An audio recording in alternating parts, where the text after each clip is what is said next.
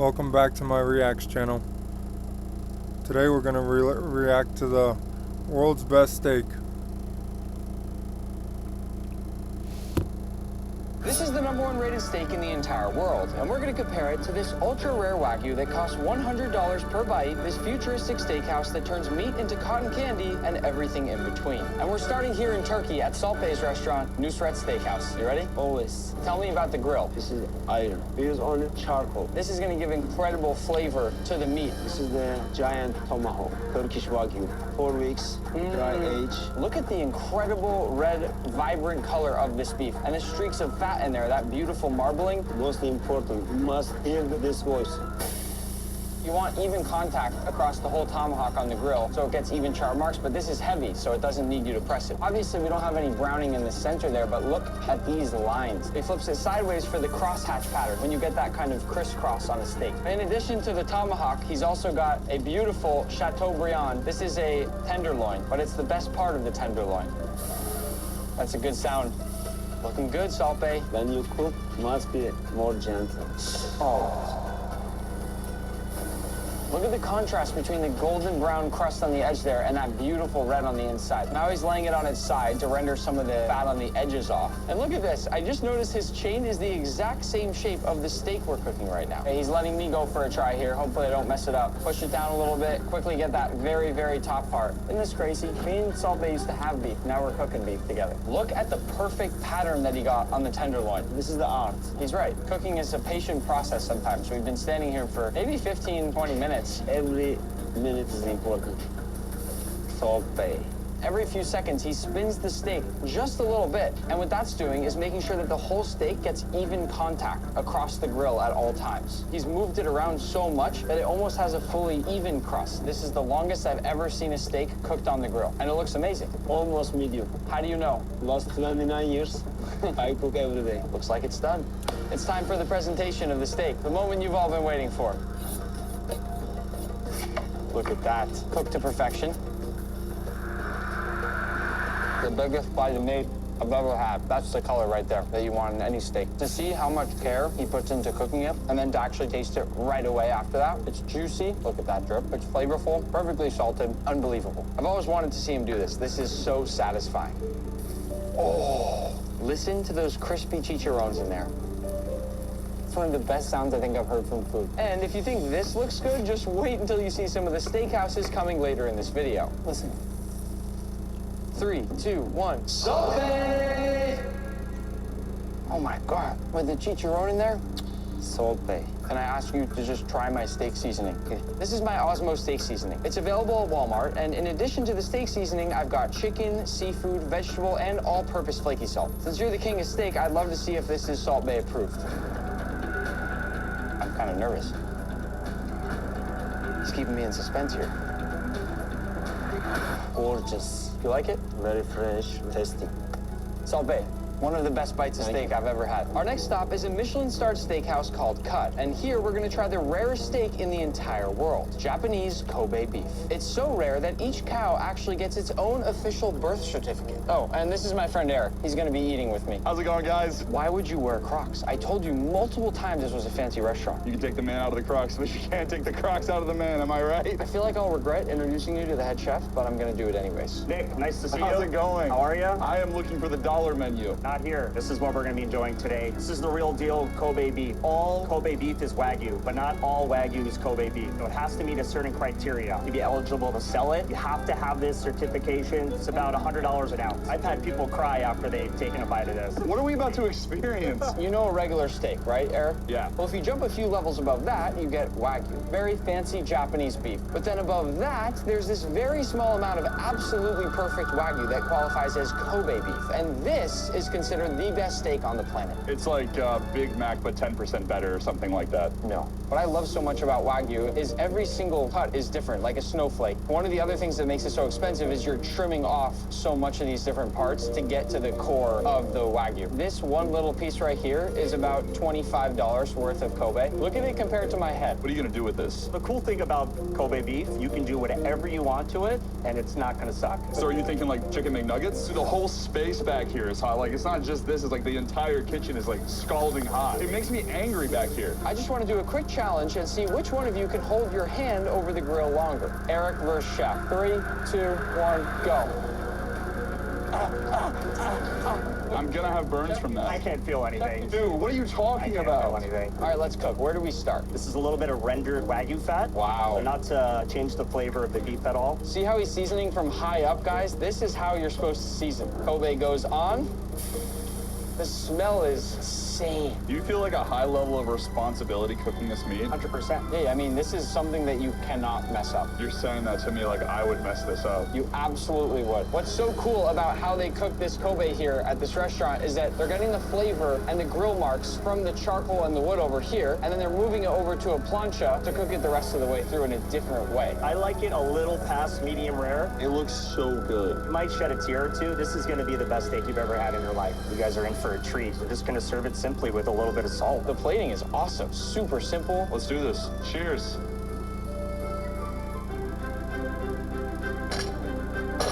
I actually can't believe that. That's insane, dude. That was the best bite of food I've ever had in my life. This might be crazy, but I want to try with my new seasoning. Our slogan is that Osmo makes everything better. This might be one rare exception where I don't think it's going to be the case.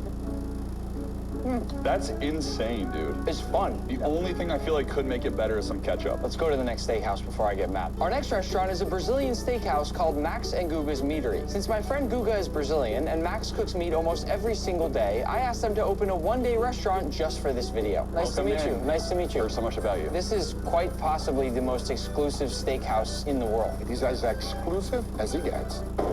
Max, fix it, please. Yeah, just slap it. What you were saying, sir? What were you saying? Before we eat, could you take me around the kitchen? Absolutely. So here we have a few skewers ready to go for you, sir. Picanha, skirt steak, Pineapple, some beautiful Brazilian sausages. What is this?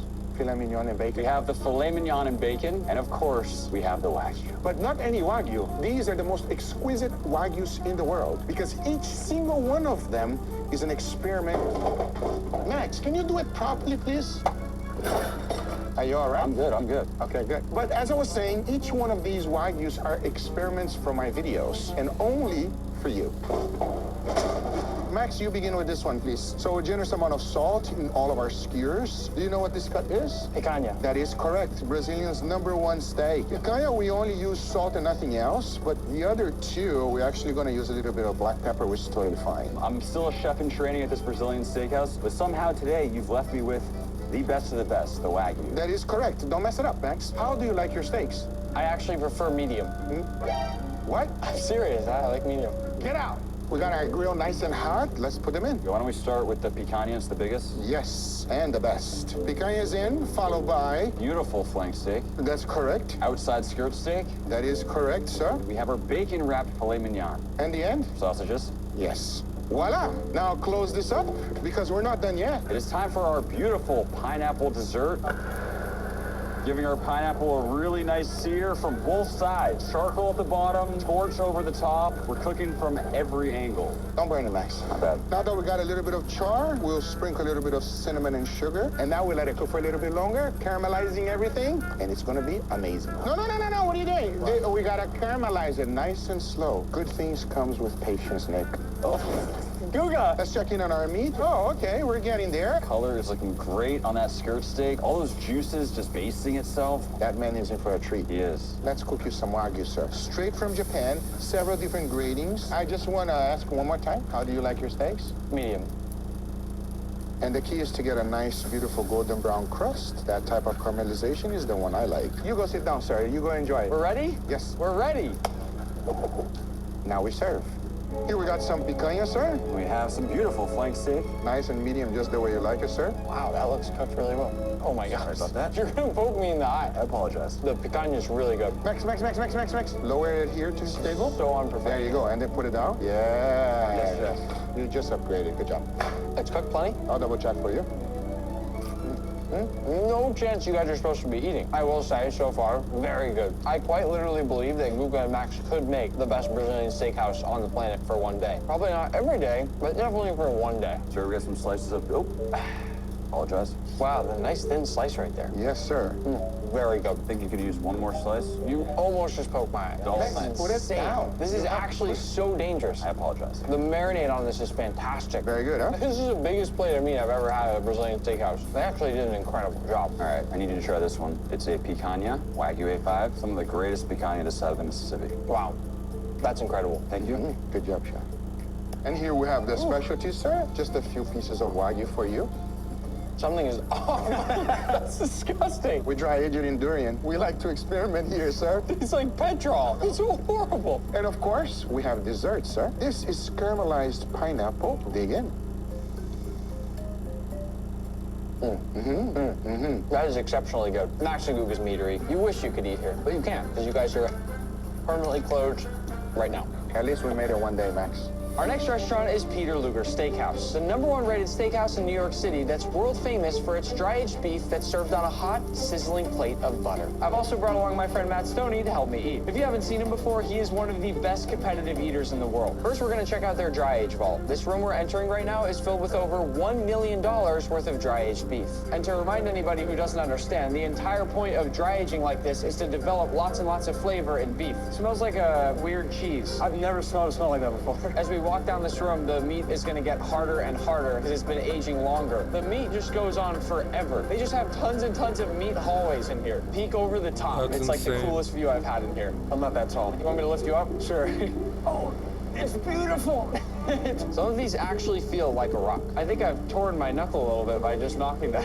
I can push this as hard as I can with my hands and fingers. Nothing. Now the hardest part, picking the meat that we're gonna eat. Dude, I eat hot dogs. I have no idea what I'm looking for here. Ooh, look at these guys. That one is huge. Matt, I think I found our meat. Frank is a master butcher. He's gonna help us break this thing down. And he's gonna start by trimming off that outer bark since we can't eat that part. And then that right there is the first full steak being cut. Of all the pieces we just got, this is the biggest, nicest one. This is a porterhouse. But there's just one more quick step before cooking, which is to trim off some of that excess fat. Here's a good before and after look of trimming off that fat. Matt, be honest, in one sitting, how many of these do you think you could realistically eat? That's definitely doable right there. What? All right, time to cook this bad boy. They have these crazy ovens here. It's basically like a giant broiler. These are 1,000 degrees Celsius. 1,000? And as you can see, they put a lot of very fine salt on the top of the steaks. The reason there's so much salt is it's only going on that top side. And then later, when they add the butter, it's gonna melt down with all that salt and create almost a sauce. I've never seen steaks cook like this before. Like the flame is right there above it. It's oddly calm.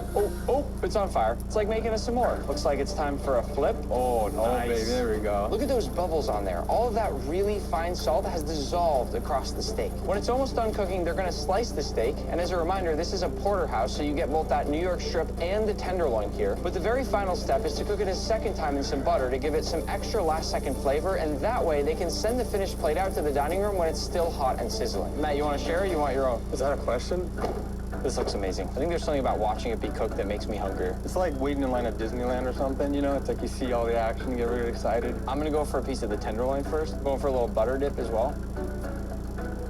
Dude, the butter's insane. That butter really good. I can taste the dry-aged flavor. And the crust is crazy. I don't think we've ever had a steak like this before. Usually there's some sort of a flavor. This is like the most pure salt, butter. Well, that's the thing. The coolest part about the steakhouse to me is that the flavoring is all done in that dry-aged room downstairs. They don't need seasoning, but maybe they don't know about Osmo. We're moving on to Born and Bred, the 15th best steakhouse in the world known for its Hanu beef, Korea's ultra-rare version of Wagyu that never leaves the country, which means I had to fly all the way here just to try it. And I've also brought along my friend Doobie to eat with me. Annyeong! Ready? I'm ready. They're letting us first take a quick peek in their butchery, where they prepare all the beef for this experience. What differentiates Hanu versus other types of butchery is that the cuts are much more specified to really make sure you get that really nice texture and flavor all in one. What they're doing here with this beef is mostly letting the lines of fat guide where they cut so that they are not cutting through the actual meat. But what's really crazy to me about all this is that I'd never heard of Hanu before we started working on this video. It's such a well-kept secret in Korea, and that must be for good reason. This is amazing.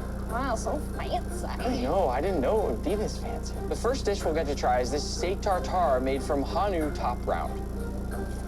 What a bite. Wow. I'm really excited for this second one. It uses the Hanu beef rump, and they're combining it with strawberry. I've never seen anything like this before. There's also some honey-infused vanilla oil going on top, as well as a little mint leaf there. Oh Oh my gosh, it tastes like a dessert. Wow, First thing that came to my mind before I tasted the beef was strawberry shortcake. you're onto something. Next, we get to try this Hanu tenderloin topped with a bit of truffle. I really love the simplicity of this dish. Meat and truffle, how could it go wrong? That's a juicy fella. It tastes so pure, but the flavor is not very overpowering in a nice way. It's unlike any piece of beef that I've ever tried before. Before our next bite, it looks like we're getting a palate cleanser. Some mango with a little bit of black lime zest. Oh my gosh, I'm gonna start eating my mangoes with lime zest every time. This next course is really creative. It's a Hanu top blade that's cooked using both charcoal and snow. Why are you resting the meat on the snow? This is what our ancestors used to do. Put on the charcoal and cool the meat down. Put on the charcoal, do this job. Back and forth? Yes. That's so cool. So it's like rapid resting. I'm curious to see if this worked. It's one of the best bites I've ever gotten. I'm not totally sure what this next course is, but it's being very carefully grilled in some traditional Korean paper. They're also constantly spraying it with water to keep it moist. He's untying it now, almost sort of like a Christmas present. Oh, is it a perfect mix of beef and fish? I think it is. What's being smeared on top is a doenjang sauce. Doenjang is a Korean traditional bean paste that's been fermented for longer. And now he's using a torch to caramelize the sugars to really boost that flavor. It tastes like a hamburger patty with miso black cod. Nobu meets McDonald's. Getting close to the end of the meal now, we've got some hot pot using Hanu topped sirloin. I love how they're using every cut of beef in a completely different way. It tastes like a fresh garden. For me, it's the textural component of the vegetables. It's almost like noodles. The fresh wasabi and the fat together are really good. The final dish is a Hanu bulgogi, the national dish of Korean royalty. This right here is the dish I flew all the way to Korea for. This is making my mouth water. He's plating this with the beef drippings and the broth. What is this? It's a pansang, the Korean classic table fare. This is the highlight. Where do we start? I think I'm gonna go for a leafy green. We put our beautifully seared kalbi on top. We do a little bit of the marinated raw crab, a little bit of rice. You wrap it up. Boom. Here we go. There's so many flavors here, but what's so much fun is that you can build each little wrap each time however you want. This feels like a friend who, after summer break, just got a total transformation. It's like, girl, who is she? I have absolutely no idea what you're talking about. Our next stop is Cote, a Michelin-starred Korean barbecue restaurant that's the #1 ranked steakhouse in America. I don't have a guest for this one, so I'm sending one lucky subscriber here for dinner instead. But don't worry, there are plenty more guests joining us later in this video. Here comes the chef. He's gonna start by oiling up the grill with some beef fat trimmings. This first guy here is hanger steak. Ooh, and we're already cooking. Of all the restaurants out there, Korean barbecue is one of my favorite because you see the food from start to finish. Rotating it around a little bit. Yes, because it has different hot spots. Look at that. My first bite of beef here. The hanger is the most underrated cut of steak. That's my favorite cut, actually. Me too. Boom. I love how many sides there are, by the way. The sides here are actually part of the reason this is the only Michelin-starred Korean barbecue restaurant in the United States. I'm gonna use them to make a nice lettuce wrap. Don't take me a bit. This next steak here is a 45-day dry-aged ribeye. You'll notice that the chef is cooking all the meat for us, and that's because the quality of beef they use here is so incredibly high that they don't want you to mess it up. But I'm not sure how I feel about that since I actually like cooking my own stuff at Korean barbecue. That one is amazing. The flavor, combined with the fact that it's fresh, hot off the grill, I would say for me that's a clear top 10 steak bite ever. I'm also gonna try this with a shiso leaf, which sort of tastes like a mix between mint, basil, and licorice. I don't know how to describe it, but I really like it. Looks like next we've got an 120-day dry-aged ribeye. This will be the longest aged beef that we try in this entire video. This is very rare to find in any steakhouse. Doesn't it taste like blue cheese? It tastes a lot like blue cheese. It's weird. The more you chew it, the more it tastes like blue cheese. If you like blue cheese, then you might like 120-day dry-aged beef. If not, I don't think you'd like it. Finally, we have the Kobe beef. Here we go. That one's my favorite. Perfect overall balance across the entire bite from start to finish. Before our final bite of Korean barbecue, he's gonna change out the grill here since the final steak has such a different flavor profile. They are not messing around. This one's called the dessert steak. It's a short rib that's been marinated in soy sauce, brown sugar, and pear juice to make it sweet and tender. It's like almost as if a piece of cooked beef were very lightly candied. I didn't know how I'd feel about this one, but that is exceptionally good. Let's go eat some more steak. Up next is Maison Kasai, a fancy hibachi restaurant run by a Michelin-starred chef. I also brought along a couple friends to help me eat. We've got Patrick and Albert. I didn't tell you this yet, but the experience has already started. We are in a room that somewhere has a secret door that leads to the restaurant. All right, that's good looking.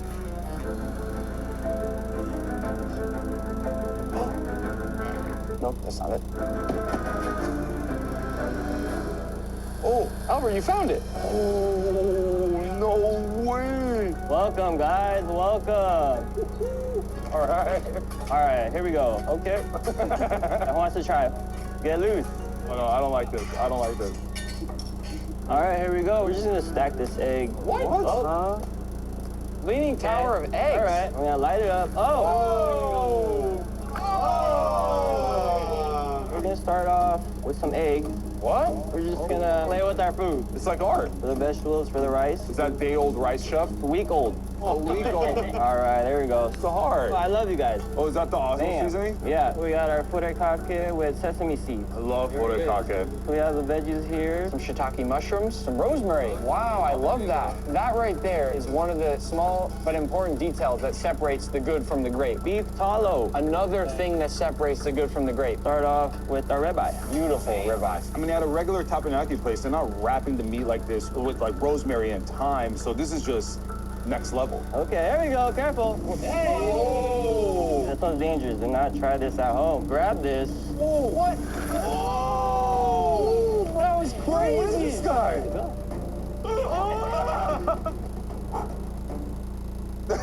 Oh, he got a little bit. Here we go. Let's add more meat. We have the Kobe, imported from Japan. The most expensive cut of meat, huh? Yes. Filet mignon, a little more Osmo on there. Love it. Beef tallow. Add our lobster. Unbelievable. That's an incredible looking lobster tail. Oh. Another one. Oh. We're just gonna light the lobster. Poor guy did nothing. Little train, little train. You know, when I was a kid, that would be my favorite part. It's still my favorite part. There it is. Wow. Oh, just. That is so good. That is really incredible. I don't know what's happening in my mouth, but there's a lot of things happening, and I thank you for it. It's like buttery, beautifully cooked. All right, here we go. This is the truffle shavings on the Kobe. Bon appetit, baby. Dang, look at that. It's like a garden with steak. That is so good. All right, yeah. So there we go. We're just gonna light it up. There you go. Thank you. Can I do a flip with that? Yeah, there you go. No, 100%. Let's head to our next restaurant. No, what? Up next is Gordon Ramsay's Steak, where we'll be trying Gordon's iconic beef Wellington. And Gordon himself actually sent along a little video to tell me exactly what to order. Hey Nick, it's Gordon. Now I hear you're on the lookout for the world's best steakhouses. Go to Gordon Ramsay Steak. I promise you, you'll love it. Maybe try the beef Wellington and then move away from steak and try that incredible seafood platter. Enjoy! I've also brought along my friend Q to help me eat. What's up, guys? First course incoming. We have our hamachi crudo here. We also have our prime beef sliders, prime beef tartare. Where do we begin? I'm gonna try a little steak tartare. That is up there with the top 2 or 3 steak tartares I think I've ever had. This is on my top 3. I don't even know the other 2. Another slider. So far, very, very enjoyable, all of it. When some people think of steak, they think of surf and turf. So before the turf, the beef Wellington, I wanted to try a little bit of surf. We're gonna set you up for your next course here. What? We have our iced shellfish platter. It's like a wedding cake. There you go. This is a mega seafood platter. It's got oysters, it's got clams, it's got shrimp, it's got lobster, it's got king crab. Best part, I know you love mini things. We got the mini Tabascos. Can you blame us for wanting to try this thing? I'm gonna start over in king crab land. They made it really easy to just slide it right out. Wow. I'm gonna do a little lesson for everybody on oyster etiquette. Give it a little bit of lemon, a touch of cocktail sauce, then slurp, chew it, enjoy it. You take that oyster shell and you flip it upside down. Which indicates that it's empty. I'm gonna grab a shrimp now. Everything's delicious. I don't know how you can't love this. You ready for the main event? This is it, Gordon's classic beef Wellington. It comes with a pomme puree. That's a fancy way of saying potato puree, as well as a few different vegetables, a little beef glaze, and of course, the actual Wellington.